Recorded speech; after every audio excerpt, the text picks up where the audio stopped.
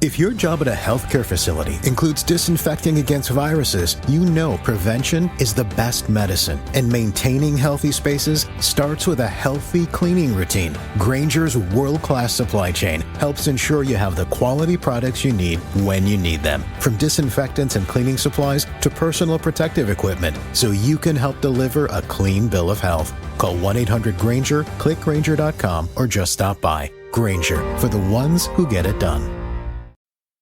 I'm Frances Featherstone, and I'm a figurative fine artist. Hello, I'm Chris Stafford, and this is Art, the podcast where we get up close and personal as we get to know creative women from around the world of visual arts. This is Season 3, Episode 7. My guest this week is the British fine artist Frances Featherstone. Frances says her art is guided by an appreciation for storytelling. Narrative serves at the heart of her work, with which she seeks to fill her paintings with ideas and conceptual depth. Her creative explorations revolve around the interplay between figures and interior spaces, offering viewers a window into intimate emotions that are entangled with the spaces we occupy. Frances employs aerial perspectives to craft patterns seen from above that compress and flatten the spatial dimensions. These pieces venture beyond the constraints of conventional perception and seek to challenge our normal sense of space. Frances was born in 1976 in Rhodes, England. One of two children, she has a brother, Walter, to parents Jane Gill, a teacher who was formerly a silversmith and jeweller, and Michael Featherstone, a furniture designer. Art runs throughout her family, and Frances was always encouraged and supported in her talent, which naturally led to a formal art education. She achieved an Art Foundation distinction and first-class degree in fine art and visual culture from the University of the West of England, Bristol, before changing direction for her postgrad in interactive multimedia at Bath Spa University, graduating in 2000. She worked as a designer in the BBC's Interactive Factual and Learning Department for 6 years. In 2006, she got married and started a family, at which point she returned to painting, firstly by taking commissions for portraits. Her work took off, and she was quickly gaining recognition. In 2019, Frances was shortlisted for Artist of the Year by Artists and Illustrators magazine. In 2021, she won the Chair's Purchase Prize at the ING Discerning Eye exhibition at the Mole Galleries in London. And in 2024, she was awarded a Certificate of Commendation for an exceptional work selected for the Royal Institute of Oil Painters annual exhibition. She has also won Sky Art's Portrait of the Week twice for her paintings of Booker Prize winner Bernardine Evaristo and the singer Danny Minogue. Frances is represented by the Fairfax Gallery in Tunbridge Wells and Arcadia Contemporary Gallery in New York. She lives near Groombridge in East Sussex with her husband Munir Hassan and children Sam and Layla. Frances, welcome to the podcast. Thank you for joining me from a very pretty part of England. Yes, I'm actually on the border between Kent and East Sussex. It's very pretty, yeah. Yeah, you're right outside Tunbridge Wells, a little village called Groombridge. So how long have you actually lived in the village there? Well, I actually live in the countryside outside Groombridge. And we've lived here probably about 13 and a half years. I have to work it out with how old my daughter is. But about 13 and a half years. And why did you pick that area particularly? It was a case of we were living in London and we needed some more space, and to afford the next size house, we just couldn't afford it. We wanted a garden and an extra bedroom. So we thought we'd move out of London. And I've always wanted to live in the countryside. So it was kind of we could go anywhere from London. We could, and we spent weekends. One moment we were thinking about moving to Folkestone and living in this Gothic horror by the sea. Another time we were looking at Amersham, and we'd put an offer in that house, and that didn't work out. And we explored a lot of areas, and we ended up when the house in Folkestone didn't work out, we decided just to rent, and we rented in Tunbridge Wells, and then looked from there. But the reason why we went for Tunbridge Wells was I met my husband climbing, and we're keen rock climbers, and this area is the only place that you can climb that's got natural rocks in commuting distance to London. Well, that's interesting, because I would eventually have asked you how you met your husband. Your husband is Munir Hassan. What does Munir do? He's a lawyer. Yes, but hence how our paths crossed, because I wasn't obviously mixing in those sort of circles at art college. But I had a very good friend who was a climber. We belonged to the climbing club, Bristol Climbing Club. And she was going to Fontainebleau in France and meeting up with her boyfriend and a group of other people, and asked me whether I wanted to come along.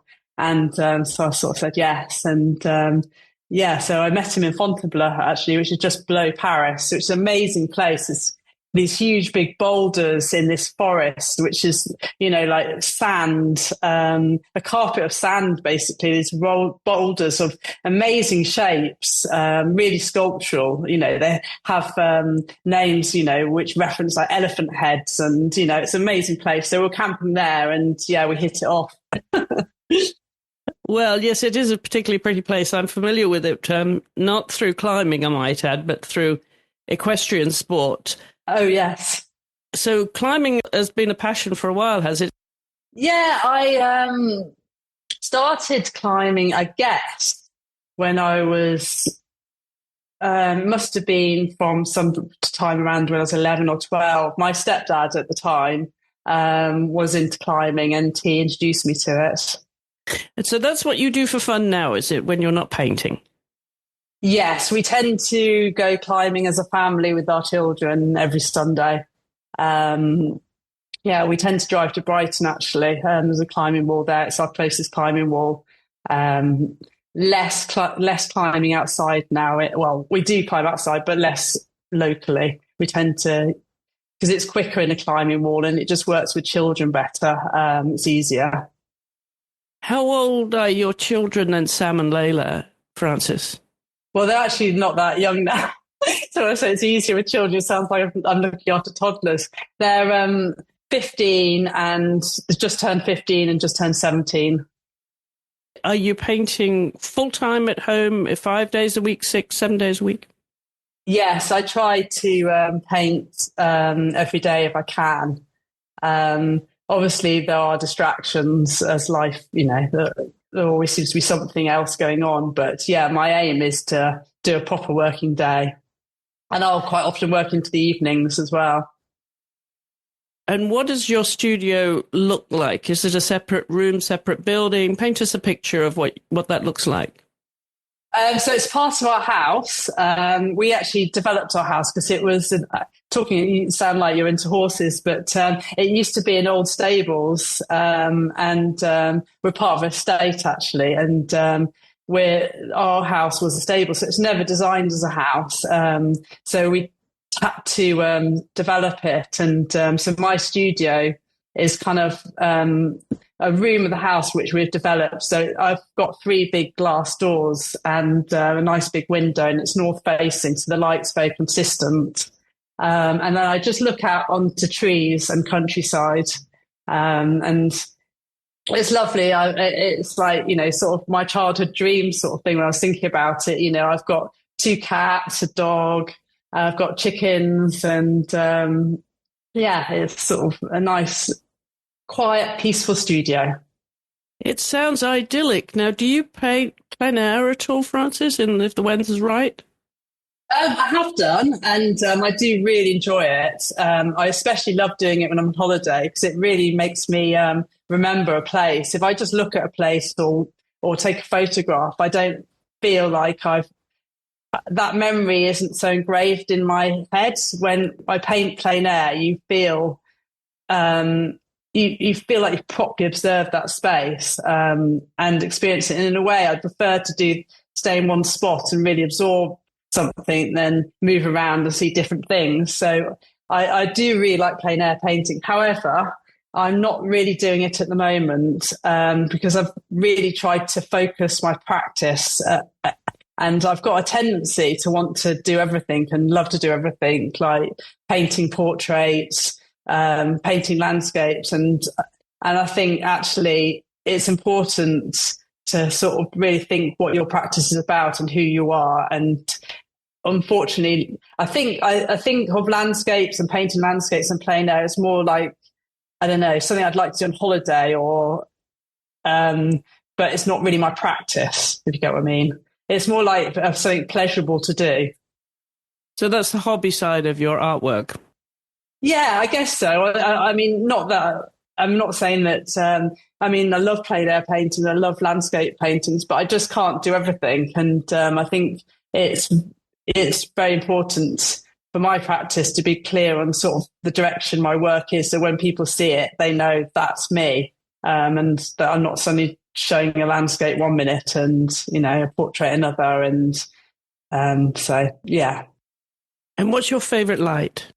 Because my practice is in the studio, just having a consistent light is very important. So I don't want sunshine coming in and changing. I want it, as light as I possibly can without it changing. I also use studio lights as well on my canvases, just to have it as bright and consistent as possible. But I guess if I was painting outside, doing plein air, I really like moody type light. I'm not so into pretty landscapes. I guess if I was going to paint landscapes, if I could choose the light and choose the conditions, it's when it's really dramatic, when it's dark grey clouds and the light's coming through and it's a bit moody and not chocolate boxy. But I know that wouldn't be very nice to stand in and paint.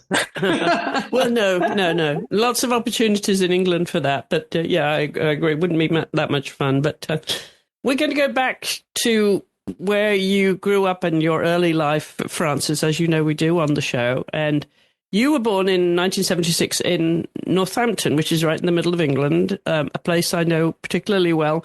Which part of Northampton was it you were actually born and grew up before you moved out? So we lived in a little village outside Northampton called Road, and we lived there till I was about 2 or 3. My granddad was an architect, and he designed a house for us near Weston Favell, and we moved there. Yeah, I guess when I was about 3, that sort of age, and lived there for quite a few years. And then my parents got divorced, and I moved with my mum to Abington Park, and we lived there till I was 11, and then we moved to the Peak District. When you were at school there, you went to, I believe, to Great Houghton School for what you call primary school, right? Yes. It's closed down now, actually. I Googled it when I was thinking about the schools, sort of for this podcast. I just suddenly thought I'll Google it, and actually I've seen that it's closed down.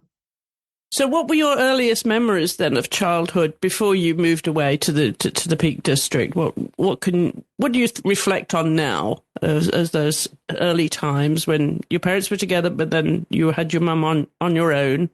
What was life like for you? Because growing up, those are very formative years, and you had one brother, I believe.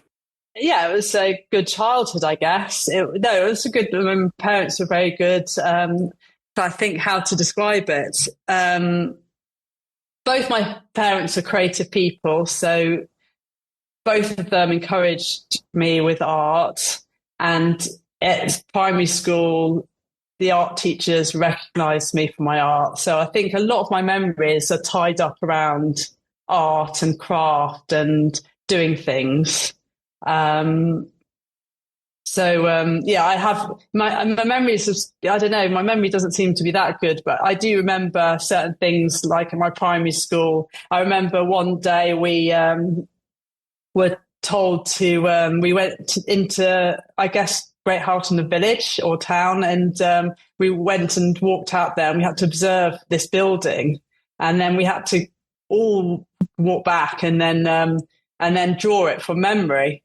And I remember absolutely loving doing that and sitting there, picturing that building and drawing it. And it was a competition. And I remember I didn't win it. And the art teacher said that she loved my drawing, and that, that I would have won, but I hadn't coloured it in.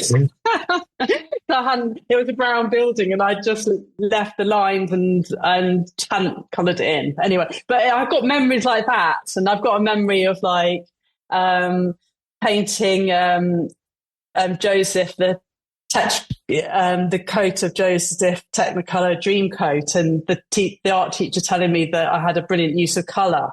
And I don't know, it's all those sort of little memories which I guess help to inform where you're going in your life. So I kind of remember that about school. What else did you do at school apart from your artwork? Were you sporty? Were you into music? I remember English. I remember loving the English teacher reading us stories. This is at primary school, so, before I was 11. Obviously, later on, I had more interest in school. But I remember loving listening to stories and books. Used to do the school sports. I guess it was hockey and tennis. Actually, I really liked tennis, and and also cross country. I seem to like cross country. We were quite an outdoorsy family, and our holidays involved walking a lot. So I was quite used to sort of long distances and stamina.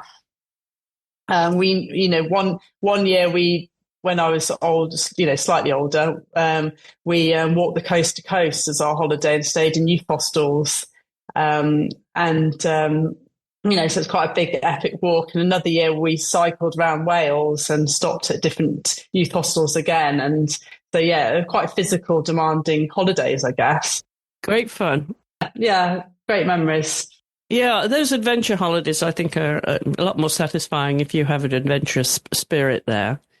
I want to go back to your parents. You mentioned your parents, Jane Jill, who was a silversmith and jeweller, then became a teacher, and your father, Michael, was a furniture designer. Both of them had artistic flair too. They both went to art college. So were they always sort of channeling you in that, encouraging you in that direction, Frances, when you were a child? Yes, I guess they were. I don't think they were telling me to do art, but I think it was something they were both passionate about. So it just meant that the time we spent together quite often involved art. When my parents got divorced, my dad, I don't know whether I spent much time with him one-to-one before then. I don't really remember. But anyway, he obviously decided that we had to do stuff together. And that's when he got me my first oil paints when I was 7. And we used to paint next to each other in his studio. And I think he might have picked up painting then as well, because he had lots of spare time. And I used to do that with him. And with my mum, she loves, even to this day, she loves going out doing plein air painting and drawing. And I remember sitting with her and going and drawing bluebells. I've got this memory of sitting in a bluebell wood and just drawing bluebells. We'd do things like that. And my mum was very hands-on, crafty. So she always used to like making things and having projects with us. I can't remember anything specific, but like with my children, my son was really into. I can't remember what models it was, but she ended up making this paper mache big sort of kingdom for these toys that he was playing with when he was younger. You know, she was really into that kind of thing. And she was a primary school teacher and later on in life. And again, a lot of her primary school teaching involved a lot of craft and school plays, making, you know, all the sets and that kind of thing. And you mentioned also your maternal grandfather was an architect and also painted, and your paternal great-grandfather was also a talented artist. What were your relationships with your grandparents then, and was it a bonding with them through your interest in art? Yes, yeah. My mum's dad was an architect, and he was very radical architect in the day. It was all that sort of 60s design. And his house, he designed his house in the Lake District, which looked over Bowness and Windermere.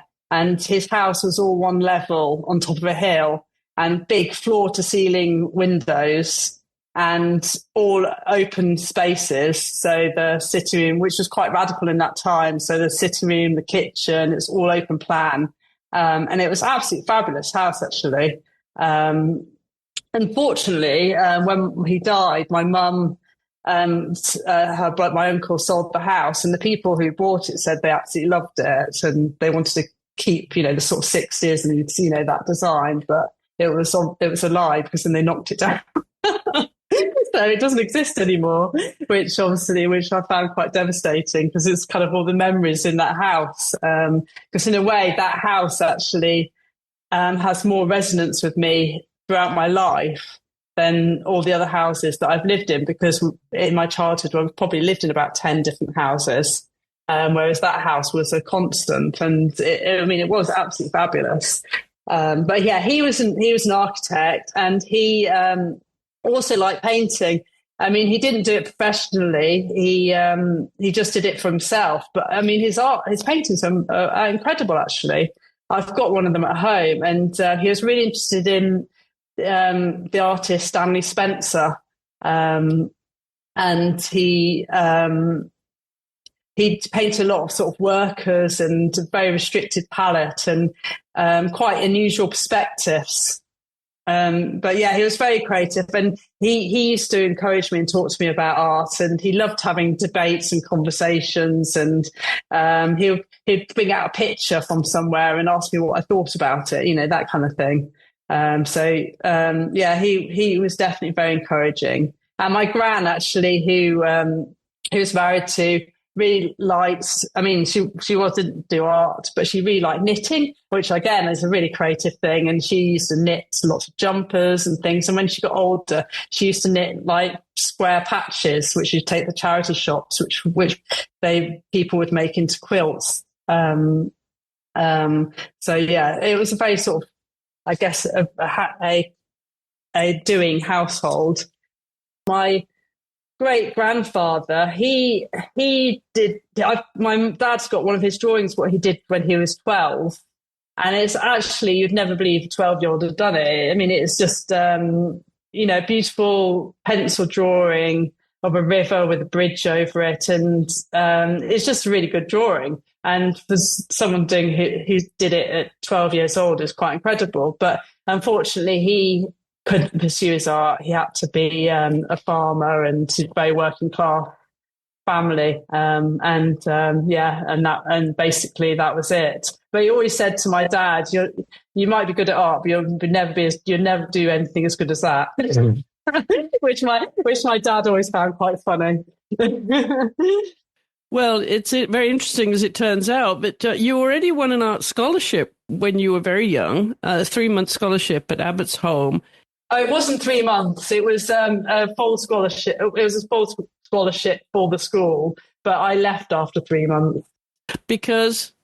Well, so I got it when I was 11 to go there. And basically, my parents never really wanted me to go to that school. It was me who insisted on going there. My brother was there, and he was dyslexic.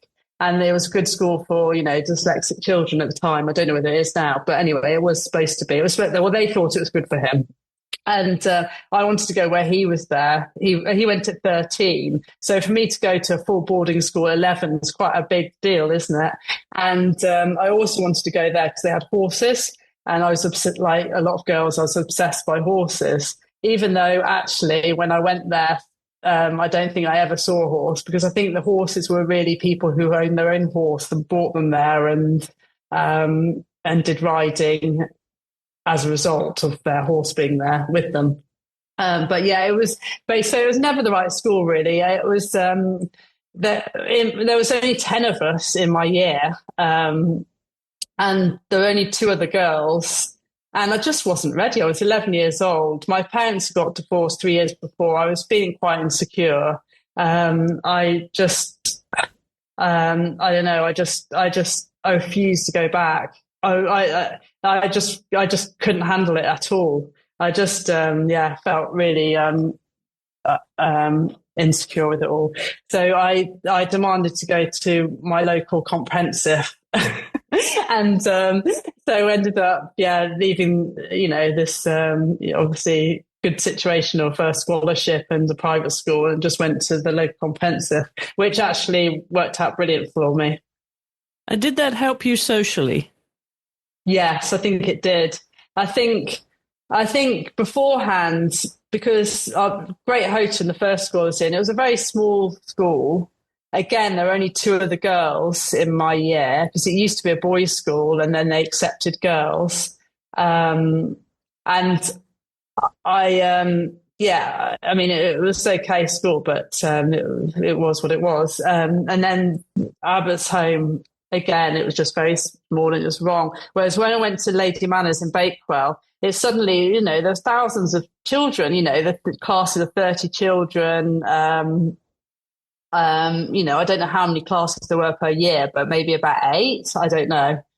Suddenly there were loads of people, and I just felt much freer because of it. And I felt almost less pressure on me. And I also enjoyed just getting the bus to school, not having to rely on my parents. And I felt more independent and I guess more self-sufficient. I think I didn't really like relying on people picking me up. It made me kind of nervous, and being able to be self-sufficient, go to school each day, and, it just suited me.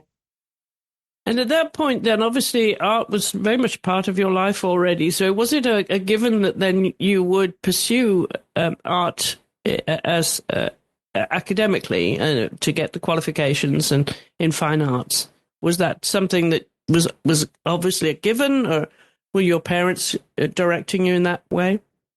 Yeah, I mean, art just seemed to be my strongest subject. I'd always get A's, and all the art teachers, really supported me and were very enthusiastic. So it kind of felt natural that I was always going to do art. I was always going to do art A-level. I did worry when I was doing art A-level.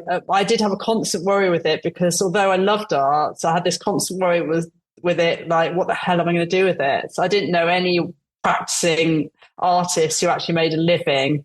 In those days, it wasn't the internet.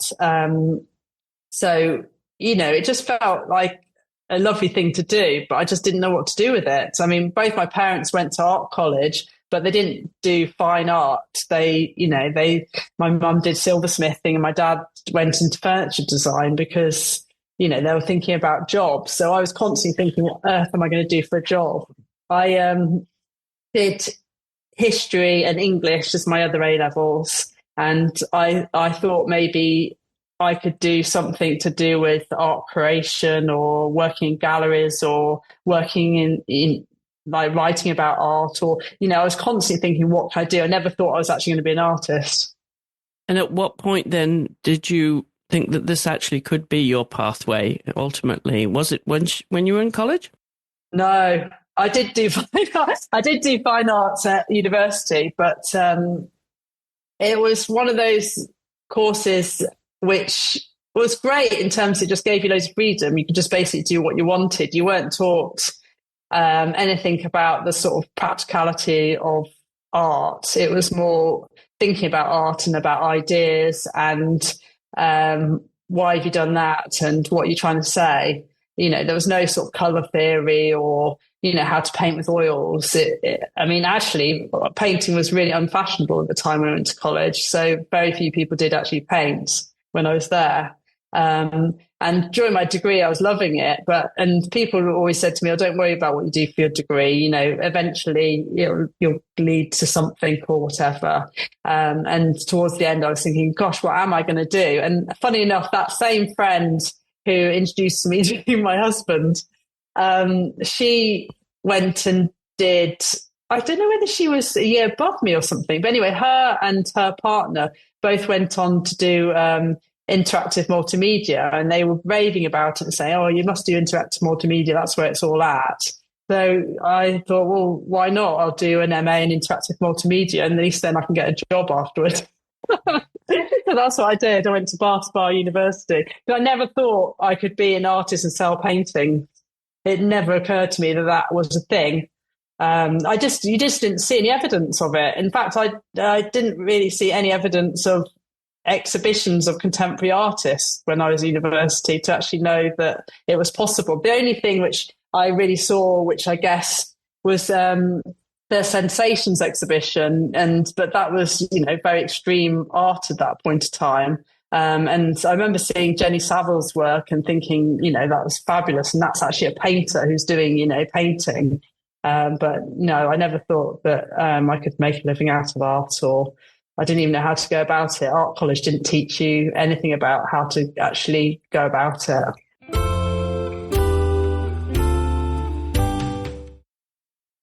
Well, given your family influence and support in your art interests, did they take you around to galleries? And did you, on family vacations and that sort of thing, did you get exposed to a lot of different artists?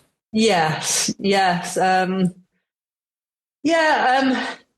don't know how many galleries I went to when I was younger, because we're living in Derbyshire, so there's not really, we're living in the countryside, and again in Northampton. I don't remember any galleries in Northampton. Obviously there is, but don't remember going to any. But I certainly remember, like, my dad was really into Turner, and so I'd see work through books with him, and especially when I was a bit older, when I went to when I was doing A levels and stuff, I do remember going. I remember going to Nottingham and going to see a pre-Raphaelite exhibition with my mum, which was absolutely amazing. But yeah, I'm sure they took me to the Tate or the National when I was younger. I just probably can't remember it. So which artists were you consciously paying attention to then as you were developing your interests and going through college? Who was turning your head? I less so looked at Impressionists. I think I just saw them as very chocolate boxy at the time, because I think I just saw them everywhere, like in sort of. Now, absolutely phenomenal, like when I look at them. But I think at the time, you just saw them on tea towels and, on tins and stuff. So I think it really kind of made me sort of go off them, because I wasn't really, you're sort of seeing, they were just so popular, weren't they? And when I was doing A levels, we went to Amsterdam on a trip, and I remember just being mesmerised by Rembrandt's self-portraits. I remember we went to, I think it was his house, and we saw lots of etchings, and just thought the characters and the expressions, I just thought absolutely amazing. And I remember that had a big influence on me. And I did do a self-portrait for my A-level exam. And that was probably my first self-portrait. Well, actually, I had done some watercolor self-portraits for that. But yeah, so I remember being quite into him. And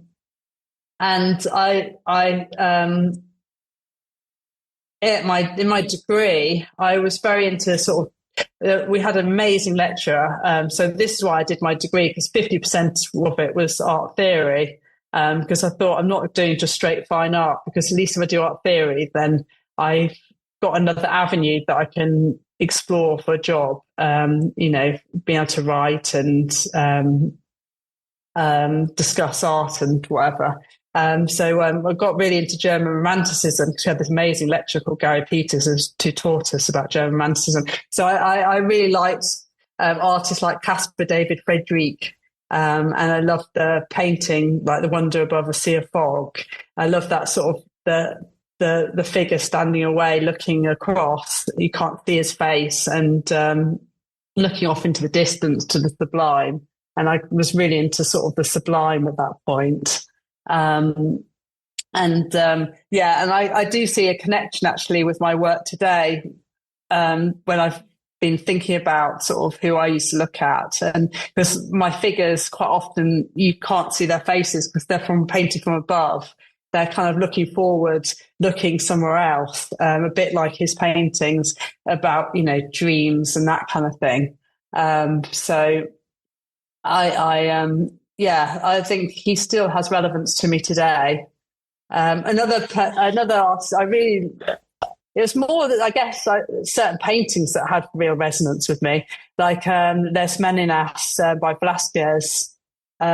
Again, I still love that painting. It's amazing. Well, it is just a masterpiece, isn't it? And the composition, I just love the composition of it. And again, it has resonance with my work today because it's about figures and interiors and about the gaze. And I love that the subject is sort of unseen. It's beyond the painting. We as a viewer can't see what everyone else is looking at. There's that reflection of what possibly might be the king and the queen in the mirror. But again, it's sort of what's off the canvas, which I find quite interesting, which again is something I like exploring in my paintings. Well, now you look back at all the art that you do know. Is there one painting, if you could have it, which would it be? Oh gosh. Well, I'd probably say Las Meninas, to be honest. God, who would refuse that? It's just one of those paintings that you can just look at. I think it's just because there's so much to think about in it. Because as I said, there's so much off the canvas, and just seeing where your eye travels between the different figures, is just really interesting. It's just such an interesting painting. What kind of a student were you? What were you doing when you were not painting? Were you a party-going college student? Yes, I think my art foundation was when I kind of went a bit wild, because we left school and you kind of like suddenly that freedom, wasn't it? And just be able to my friend drove to college. I just felt like a lot of freedom. And we used to go to parties quite a lot. In Derbyshire, we used to go to these quarries where there were all these legal parties where you just go to raves and things and stay up all night. It was great fun. Did you go to music concerts as well? Yeah, but they're all more sort of electronic sort of music outside, which we kind of listened to. I did go to pop concerts as well, but less probably so then at that period. So my art foundation was just a bit mad, which was a bit of a shame because actually that's kind of the time when you actually should be preparing your portfolio for going to art college. And probably should have been a good time to actually really concentrate and make sure you get to the best place possible. So I was really interested in going to Edinburgh, but you had to have your portfolio ready by Christmas. And there was no way my portfolio was ready by Christmas. So I didn't even apply to it. But actually I am pleased with where I ended up. It kind of worked out. I love Bristol, and Bristol's such a fantastic place. Yeah, well, Bath and Bristol, very, very pretty. Now, what music were you listening to then back in college? All sorts, really. It's hard to say. I mean, my flatmate who lived below us was really, as I said, he had his own decks, and he'd basically play music all the time in my bedroom. So all I heard was loud, heavy beat. He used to put parties on, and we used to, go to basically listen to electronic music and drum and bass and that kind of thing. So yeah, it was. I mean, I didn't really listen to music that much. It was more just going out partying, I guess. At that point. So were you collecting music, and what form of was it CDs then? When you were in college, what was the music format? I definitely had loads of tapes, and compilation tapes that people had given me. Yeah, I don't know about CDs. What year was it you graduated from Bath Spa University? Well, after my MA in transformative media. Well, I actually finished a year early because I just left off the postgraduate. And it was actually, I remember it must have been, because it was 9/11 when I got my first job. So it must have been the year before then. I left early because there was a design agency called P Media in Bath, and they wanted someone to work for them, do design, and they wanted a graduate. And they asked the tutor who he recommended, and he recommended me and this other guy, and we went to the interview, and they offered me the job. So I finished after my first year, so I never finished the MA. I never did the MA. Because the whole point of me doing interactive multimedia was because I just wanted to get a job. And I thought, well, if they offer me a job, then that's perfect. That's kind of, stop me worrying about that. and now I'm sort of on my route to like a career. So you ducked out of actually graduating with the MA, but you got what you needed to get a job. Yes. I got the postgraduate and then started working for P Media, and I worked there for about a year, and then a job came up at the BBC in Bristol, and I got that. So then I moved back to Bristol again, which was really quite nice as from seeing Bristol from a working perspective as opposed to being a student. And what did you do with BBC Bristol? I, again, was a designer. So at the time, the BBC was the biggest website in the world, which it was huge. And so it was a really exciting place to work. And I used to design, I started off designing the food website, and I used to design the pages, and you used to design each page. Now it's all sort of like, templates and stuff, but then you literally design each page. So it was great fun actually. And it really taught me about, transferable skills like composition and color and working to brief and that kind of thing. Stuff which I didn't learn in my degree. And it was really valuable actually. It was great fun. And we had such a laugh working there. It was a great place. I've spent many hours in BBC Bristol. What about you? I just want to pick up on the horses. You had an interest in riding. What involvement did you have then when you were growing up with horses? Do you still ride? Well, again, I think I might have started after my parents got divorced. I think because we went to my dad's every other weekend, I think, or maybe it was one day at one of the weekends. But he obviously decided he'd try and find things for us to do, and he took me horse riding. So I used to go every week. I absolutely loved it, and I loved the stories like Black Beauty, and I don't know, just obsessed with horses. But I really wanted my own horse, and obviously that wasn't going to happen. And then I kind of stopped when we moved to Derbyshire. I kind of stopped and didn't ride then. I did Duke of Edinburgh actually, and I did horse riding as my physical for it. The Duke of Edinburgh, to those who are not familiar with it, is the award scheme for young people.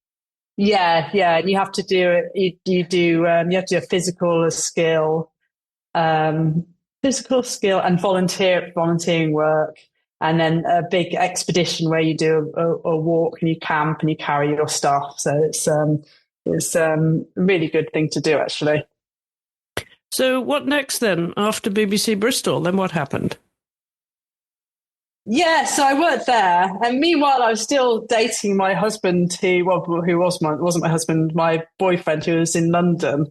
So, after it took us a long time to actually live in the same place, because I kind of thought, I need to take my own direction in life. I can't just move to London to be with him. But it turned out that actually my job ended up moving me to London to be with him. As the BBC was constantly having changes and shifting people around and things, and they moved. I think, did they move the whole interactive department? I can't remember, but they moved my department to London. So the lifestyle, like because we did nature as well, and food and lifestyle all got moved to London. So I thought, well, I'll move with them and then go and move in with my husband. Well, he was still my boyfriend, but I went to live with him. But yeah, I lived in London for quite a few years after that, and worked there for probably another 5 or so years before having children. But 5 years? And which studio were you in? White City. Oh, okay. Which is no longer. No. And and then they moved everyone to Birmingham. And I think that was just when I was about to go on maternity leave. So, there was so many redundancies all the time, and they kept cutting back. I think because it was such a big website and it was such a big part that cutting costs, and also they had to be careful about stepping on other people's toes, because we worked on this massive project in London called the Digital Curriculum, and we got lots of design agencies to design stuff for it, and then the whole thing got abandoned because it was considered too competitive for external companies doing that kind of thing. So that was quite a shame, actually. What time did you get married? What year was that? 2006. And so now you're living in London, and at what point when you leave the BBC do you actually start painting and becoming a full-time artist? Yeah, it was when I had my children. I mean, with when I did all this interactive multimedia and working at the BBC, I always thought that I'd paint in my spare time and keep it as a hobby. But actually, it was just, when you've done a long day's work and then you commuted home or whatever, it just, it never happened. So it was quite a shame, really. And I always knew that I wanted to do painting and art. And although I was kind of doing a sort of form of art, I guess, in my work.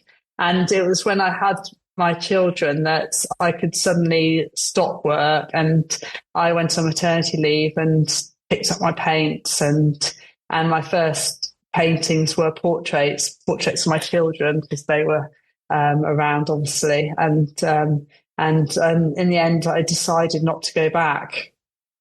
And but I decided I wanted to be there for my children. And so although I started painting again, I didn't do it full time. My children basically took up my time until they sort of went to school. So were you able to sell then those early portraits? Well, what happened was I painted them, and then people would commission me, and because they'd see them, say friends would see them, and then one thing would lead to another. So kind of word of mouth type thing. And that was quite fulfilling at the time. That was so I just wanted to paint and just didn't have to really think about what was painting or the concept. And art college, it was all about the concept, and here I was just thinking about painting. And I don't think I'd really thought about painting, I guess, in those terms. It was kind of quite good just to go back to the basics, really. I really enjoyed that. And the great memories. I've still got the paintings of my kids, which, will always stay with me.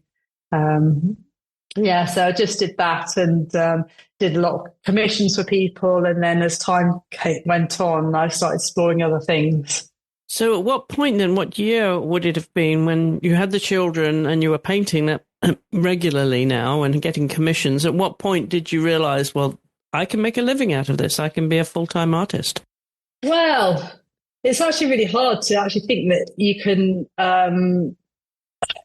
actually properly feel like you're self-sufficient, making enough money to feel like, yeah, I'm properly making a living out of this.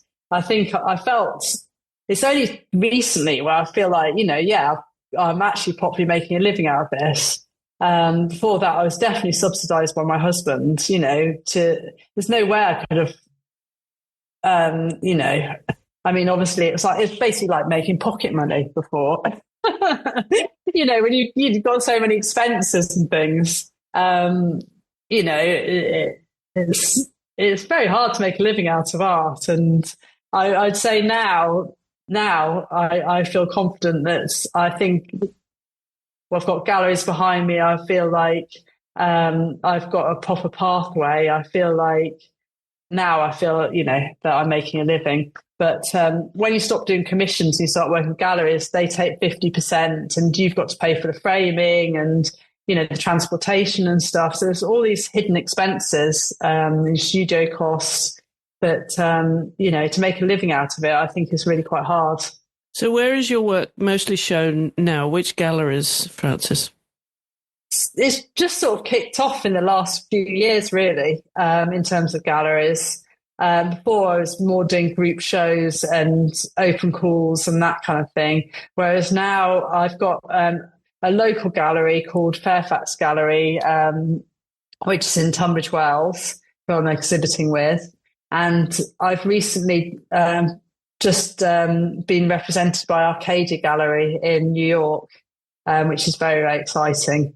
I showed at their LA show in February, and I'm doing a 3-woman show in December with them, which I'm very excited about. What are you planning? I mean, when you look in terms of where your business can grow and where you would like to be shown, what do you see ahead of you in the opportunities now, and which parts of the world? It's crazy because I'm getting invites from galleries all the time now.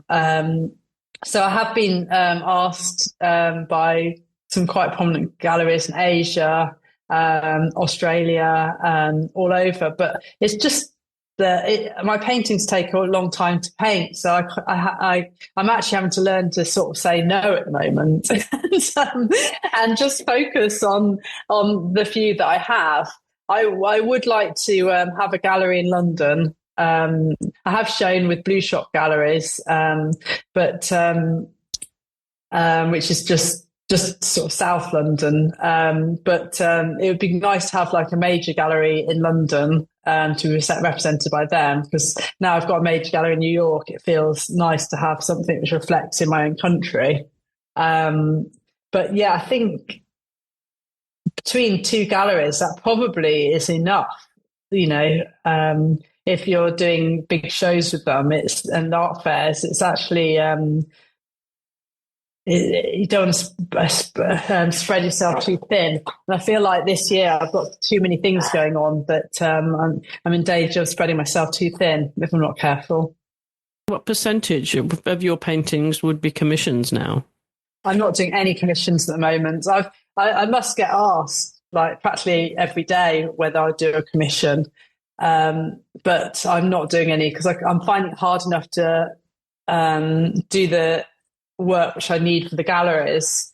I feel quite under pressure in terms of the amount of work I need to do. So I don't need to do commissions, and I quite like the fact that I don't do commissions, because commissions I find are more time consuming, because you're kind of trying to work out what that person wants and trying to make them happy. And so it's kind of quite freeing not having to do commissions. So I mean, it might change in the future, but at the moment I'm not taking on any commissions. So what's this year look like for you? Any big travel plans you mentioned New York later this year? Yes, I'm very excited about that. So I'm actually going to fly out to the opening, and I've only been to New York once, and that's when I was pregnant with my son. So I'm very excited about that. I won an art residency with Nikki Ginsberg in Provence, in the south of France, a 3-week art residency. So I'm going the first weeks in June, which I'm very excited about. I haven't done an art residency before, so it'll be interesting to see how that works, and where my work will take me in a new environment. So I've got that, and before that, directly before that, I've got a solo show at Fairfax Gallery in Tunbridge Wells. So that's my first solo show. So I'm working very hard towards that at the moment. What do you like to hear people say about your work? Because it is so varied, as you say, you go from portraits to landscapes and a lot in between. But if you have to be a fly on the wall in a gallery, what do you like to hear about your work? Well, before my work used to be portraits, landscape and stuff, but I have very much concentrated in the last couple of years, and my work is very much about figures and interiors at the moment. So, but I'm very lucky that with social media, it's just wonderful because I'm constantly getting messages from people practically every day telling me how my work resonates with them. So it's absolutely wonderful. I mean, what people say, that it gives them a huge sense of comfort, security. They love the colours, the patterns. It brings back memories of either themselves as a child, or they think of other people. Even like people reminding them of their mothers. It's really wonderful to hear, actually. So all those things just make me so happy. And it makes it all worthwhile. Which is the most satisfying part of the process for you? Is it when you stand back and something's finished, or when it is presented to an audience and you get their reaction? It's funny, actually. What I really enjoy is actually designing them before I even started painting. I really love thinking about the colours and the story and the narrative. So before I even put the brush to the easel, I love the ideas phase probably the most. And then I'm just really excited to see it realised. But yes, having people telling me about my work and why it resonates with them is just, you can't beat it. It's just it's just wonderful. Are the children at all artistic? Are Sam and Layla into art? Do they come and watch you? Well, I used to get them. We used to draw together when they were younger, but I think I've truly put them off art. They can't stand. Well, actually, that's probably a bit mean, but I feel like they can't stand going to art exhibitions or galleries. They're like, not another gallery, because I always want to go to one or something on holiday. And they normally set me a time limit of half an hour, and that's it. And I think I've just killed it for them. And when I take them to the Royal Academy Summer Exhibition today, I have to make it fun, make it a game, which painting you think is most expensive, and it's actually quite interesting because some of the figures are quite amazing. So neither of them take an art GCSE, and actually, in a way,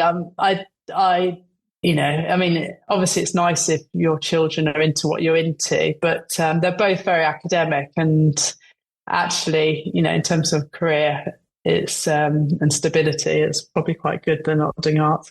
They're not going to be like their mother and wondering how on earth does anyone make a living being an artist. Yeah, exactly. So they're very aware of how much, about my sales and everything. So I think they find that quite interesting. And my daughter is actually really good that she's quite often my model. It's quite convenient because she's obviously at home, and she's actually very good at it. I think because she's my daughter, she's relaxed with me. And when I've used other models, it's quite hard because my paintings, I guess, are very sort of natural, and the ones in the beds, they're very natural sort of poses, and she's quite good at just being relaxed and going to positions which, instinctively. Whereas with other models, I have to say, can you put your hand here or there? And somehow it doesn't look so natural. So she is actually very good to work with. So I'll miss her when she leaves home and goes to university. Well, a free model too. You don't have to pay her. I know. My mum keeps hinting at her, saying you should make her pay for this. Yeah. Well, obviously lots of success so far, lots of awards. I'm sure they all mean something very special to you, and lots of work to come still, Frances. And it's very exciting watching your work. I really enjoy it, particularly some of the portraits. I'm quite attached to some of your portraits already, but we can talk about that another time. But thank you for now for taking the time to come on the podcast and being my guest this week. No, well, thank you very much for inviting me. I feel very honoured. It's been really good fun, and what you're doing is great. Listening to other artists, female artists, it's a really great service for people to listen to. Don't forget to scroll down the show notes where you'll find links to Frances's social media and her website. And you'll also find a link to our social media on Instagram. And also on our YouTube channel, you'll find bonus content of the interview with Frances. So be sure to jump onto YouTube, just look for the Art Podcast and hit the subscribe button. And that way you won't miss any of the interviews. There's also all of the interviews of every episode of every season on YouTube. And in addition, now we have on season 3 bonus content where I spend a little extra time with our guests talking about things that we didn't have time for on the podcast. So that's all at the Art Podcast on YouTube. You can also reach us via email if you have any comments, questions or suggestions about the show. We'd love to hear from you. Just shoot us an email to theartpodcast@gmail.com. Don't forget that's art with 2 A's. My thanks again to my guest this week, Frances Featherstone, and to you for listening. I'll be back in 2 weeks' time with another creative artist from around the world of visual arts. So I do hope you'll join me then.